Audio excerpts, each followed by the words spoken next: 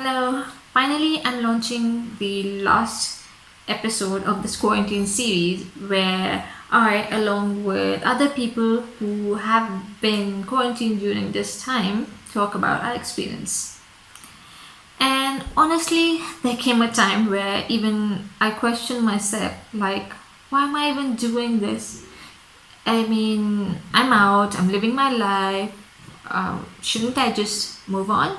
How would it even help people listen to other people's experience of staying in a room for 14 days? I mean, what's the big deal? But here's the thing, what if quarantine is not just a confinement, but a state of mind? I mean, think about it. It is similar to a lot of situations that occur in our daily life where sometimes the feeling of being on our own and not being in control of the entire situation comes in our way. So how do we deal with that? To discuss that, I have 3 YouTubers in this video with different backgrounds to see how different people would react to a similar situation. Hi guys, I'm Gaz from our YouTube channel Gaz and Miran. We came from New Zealand. Gaz was actually quarantined in South Korea. Hi everyone, I'm Jyihh and I'm from Malaysia and currently studying in Australia. So I have back to Malaysia due to the pandemic and also spent my 14 days of quarantine in Malaysia quarantine center. And then we have Yakisoba, who was traveling from Melbourne to Sydney and he was quarantined there. And while editing, I realized he'd make a great animated meme. Yo! What up guys, how are we doing? So, I'm from Sydney originally. I left about 5 years ago and I've been travelling since then. I've just spent the last 4 or 5 months, 6 months, I don't even know, in a massive pandemic lockdown, and I've left the city for good. Fuck it, I'm gone and I'm here in Sydney now. And as mentioned before, we're all going to answer a few basic questions about our experience. So let's jump straight into it. And let's get the fucking show on the road.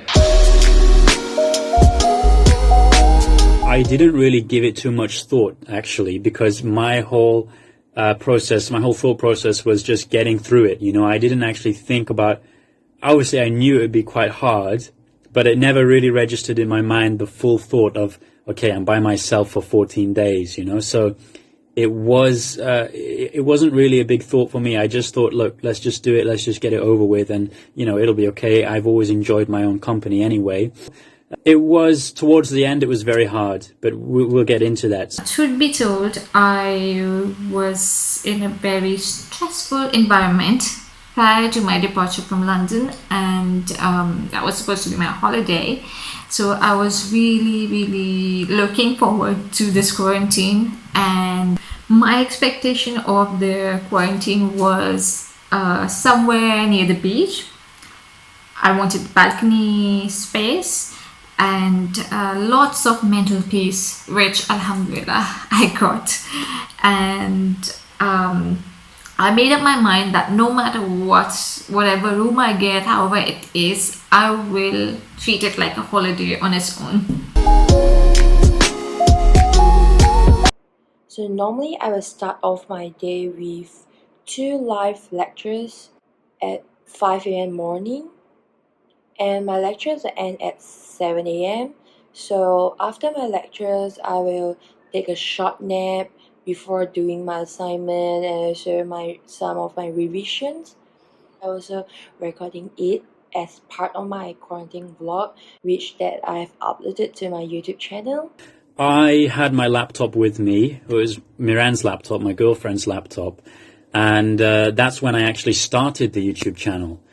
In quarantine. So, you know, I thought about, well, maybe I'll make a few videos. I'm not a big YouTuber, I'm not really trying to be, but I thought I would just, you know, make a couple of videos about quarantine. It's a very easy subject to film. Not many people are doing it, so, you know, it's definitely something that is interesting to others who are not in that situation, or for people who are going to be in that situation. You know, that's what I did before I left. I was on YouTube and I did search about some quarantine videos and just to have a look what it's like. So I guess people are doing that with my videos now. I think most of us realize how time consuming making videos, editing, and all that is, and kind of if they really wanted time to go fast, they did that. And you can say that we all resorted to something creative to share something with the world.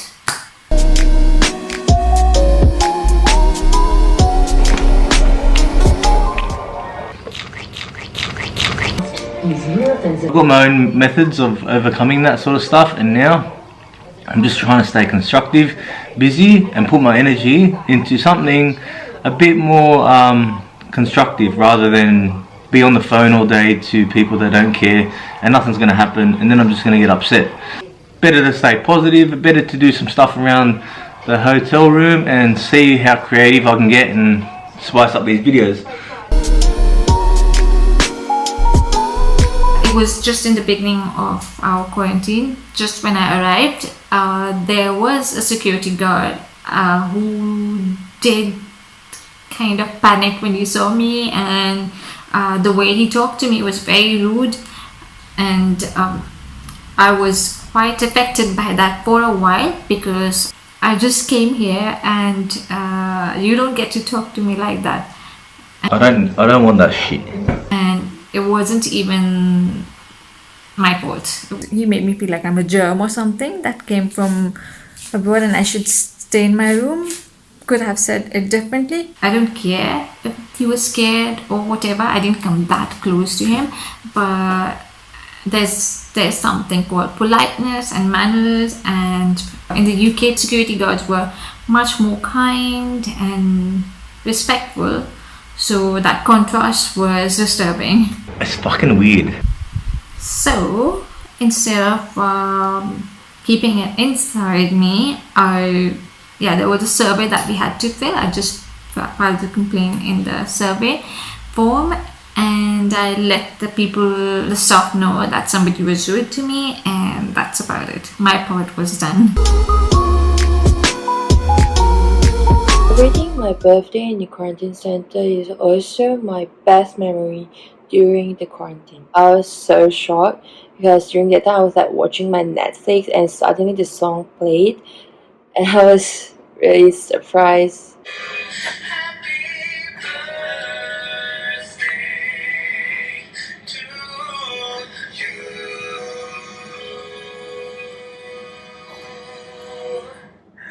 And at the morning, they have sent me 2 pieces of cake and a birthday card, which have all the stuff signed on that card.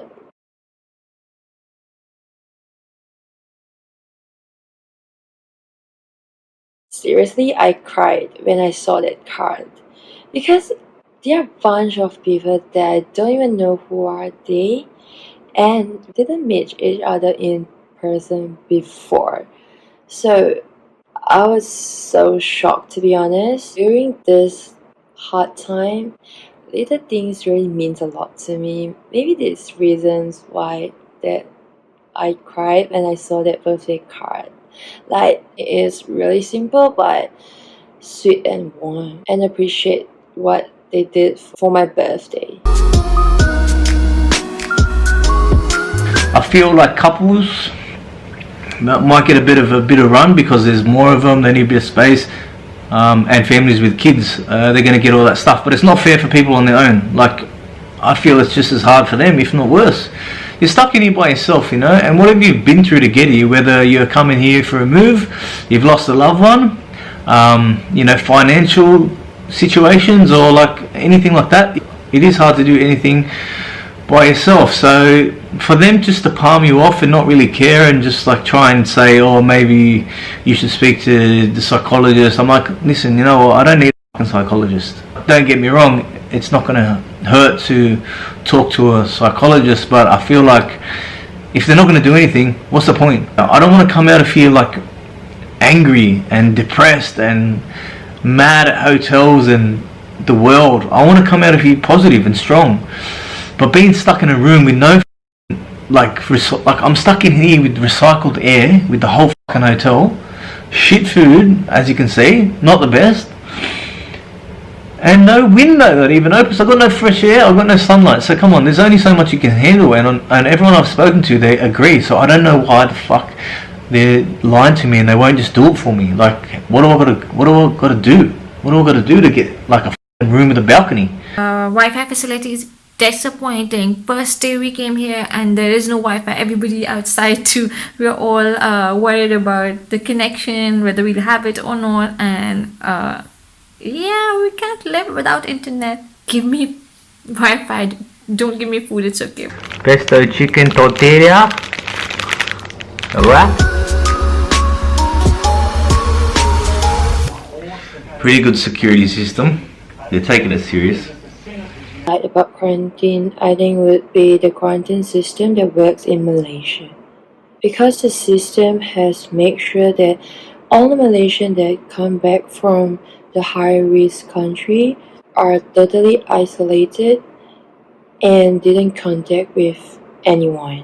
The second thing is that I really appreciate what frontline workers did for us. The frontline workers that I mentioned about is not only doctors and nurses, but also people working in the airport sanitize our luggage before we get on bus, the drivers who send us to the quarantine centers, and also the police that escort us to the quarantine center at the rainy midnight.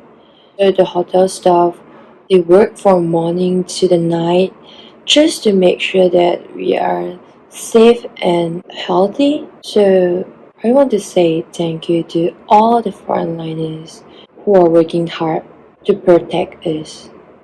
I like the fact that the Wi-Fi was good. I know that some people have had terrible situations where there's no Wi-Fi or the Wi-Fi is very, very bad. I had fast Wi-Fi, which was a blessing. I had a big TV, must have been 35 inches or 40 inches, I would say. So a nice big HD TV in the room. Again, another blessing. I had a nice view as well. I would say the view probably was nice, but that actually is a positive and a negative, because on a really sunny day, you're stuck inside and you can't go out. All you can do is look out the window, and that becomes a bit sad and depressing. But yeah, I had a nice view. You know, some people are staring at a brick wall or something like that. I actually had a view of the marina. There was boats on the marina there. I could see the traffic going past, and I was maybe on the 4th or 5th floor, so I was quite high up, so that was also quite nice. I would say the best moment would be just enjoying my own company, really. They did my test, they did my little coronavirus test. I wasn't able to film it. I probably could have chucked the camera back here and faced it towards the door, but I didn't know it was them. They just knocked and they were there. They wouldn't let me film it anyway, so I asked if I could film it and they said no, so fuck. Anyway, so they got a long cotton bud. It's probably like twice as long as a normal one, and they just put it in my mouth, the top of my mouth, down my throat a little bit, and then they got me up against the wall with my head back like that, and they just went down. So I thought they were going to go up like that. So they went like that, and she just twisted it, and they did both sides, and it made me like cough and almost sneeze, and my nose just instantly started running, and now I have like a weird smell up there, like cheese or some shit. Maybe they had cheese flavoured fucking swabs and some shit, I don't know. Very good. And what I would say is I will not be going to a hotel anytime soon. I was stuck in a hotel room for 14 days, and you know, people do go to hotels for 2 weeks or longer, but obviously they go in and out and they get outside and they enjoy their day. But to be actually stuck in a hotel room for 14 days, my first thought after that is I'm never going to a hotel again. I obviously will eventually. Post-quarantine life felt overwhelming. Like, for a long time, everything was on hold, still, calm, and then as soon as I got out, I got a job, work kept coming in, people calling and wanting to meet, to have a lot of catching up to do, and It just got too much. I had felt kind of confused and exhausted all the time, and eventually, still, even now, I'm working on it and getting there. I would say before you go, make a list of things to do. A lot of people are doing workouts, you know, you can do home workouts wherever you're staying. You can, push-ups, sit-ups, all that stuff, body weight exercises. I actually didn't do any of that. Maybe I did a few push-ups one day, but that was it. I would say make a list of movies you want to watch and just knock off like loads of movies, loads of series, you know, if you got your Netflix with you, or you can just go on YouTube and watch loads of stuff for free. I know that many of you may feel lonely or stressed during that period of time.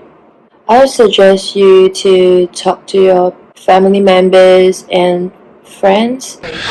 I think it's a bit of a mind game doing this thing, and the whole situation with the room changes and balconies and fresh air, and seeing all that sort of stuff, it does play a massive toll on your mind and your mental game. So, phone call from the psychologist, the mental health sort of support team with this whole operation, and I'll tell you one thing, they've been really good to work with. They've helped me a lot, and it's just good to have someone to talk to.